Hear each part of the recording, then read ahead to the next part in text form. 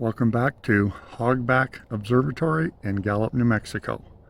This is a series of videos to demonstrate how to assemble a PureTech Telestation Observatory. Okay, I'm going to do the last video in the series here, which is basically just testing out the roof sections. And then after this video is over, I will do my pros and cons and the good, bad, the ugly video about the whole experience of assembling the Telestation 5.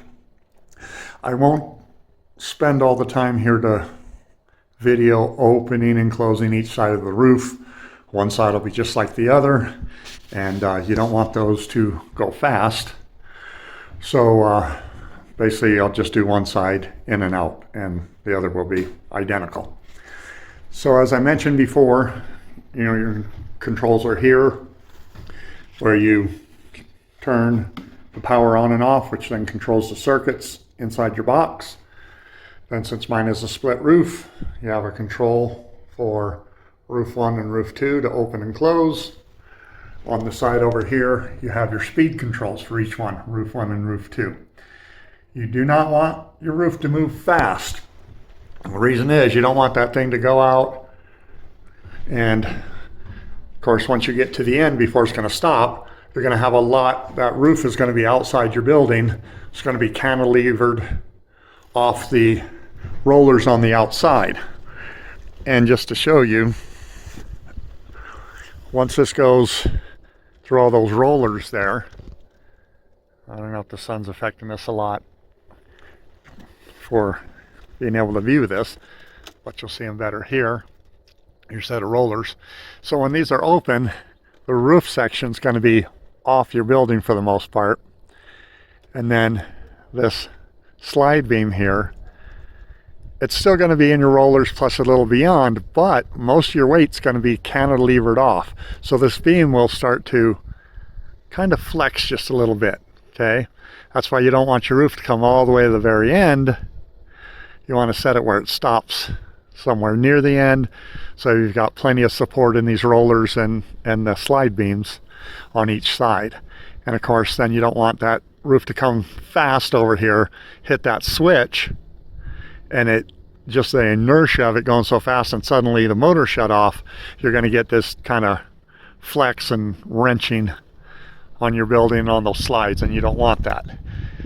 So it doesn't have to be a snail's pace. It doesn't need to take a half hour per side of roof, but just set those speed controls on there so you got a nice easy movement and a nice smooth stop. And the same when it comes in, you don't want that to come over here and slam into the other side of the roof, or if you've got a single piece roof, to slam into the end of the building because it's going too fast. That switch will turn off the motor, but you've still got a lot of inertia going on with that whole roof moving, and you don't want that smashing into the other side, causing any problems. So just make it where it's, nice and smooth. Use your own judgment. Tweak those speed controllers there to where you got a nice smooth open and close on your roof. Okay, so now she's plugged in. I'm going to put power right there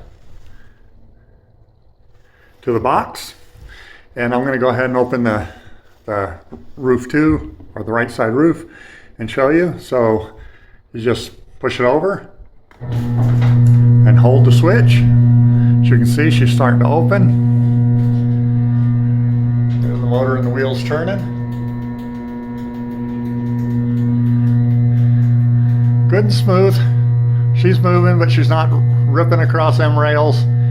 Don't have to win any races here. You just want to open her up, get her to trip your switch, and see your sky. So she's going there. You can see the targets there. It's going to engage with the switch right there, which will turn it off. I'm still holding the switch over here, and you'll see that once it hits the switch there, it's going to cut power. There she goes.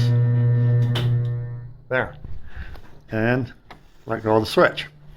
Okay, this switch is already told the control box to cut off power to the motor. Okay, but you do have to hold that switch until that happens, and then you can let it go. So now she's good and open. You can see the side of my sky. Nice. Would be the exact same for the other side. I'll just take you out real quick here to show you what I was talking about with the rails. So now that the roof is open here, you can see how it's hanging off the building. And I don't know if you'll be able to tell in this video, but there's just a little bit of flex.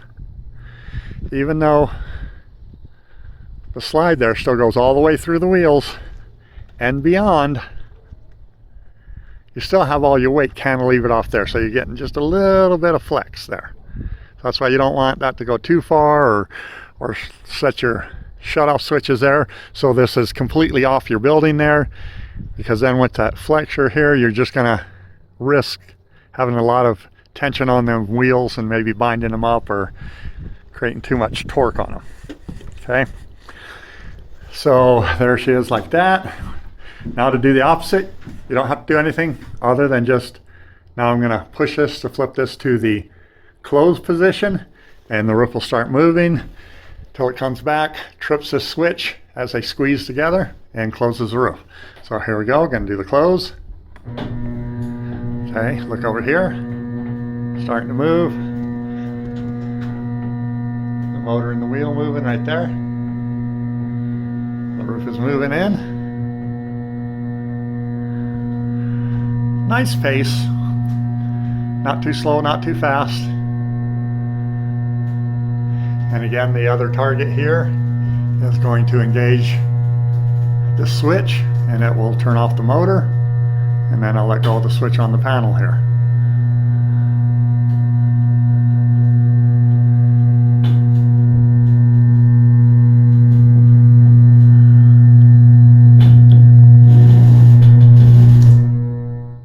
There you go.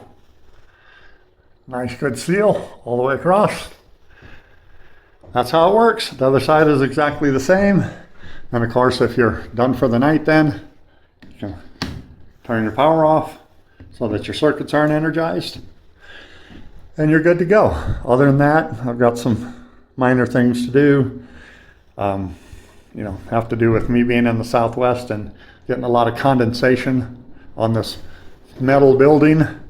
Not a lot of moisture in the Southwest. However, there are huge swings in temperatures between daytime and nighttime temperatures because there's not much humidity out here.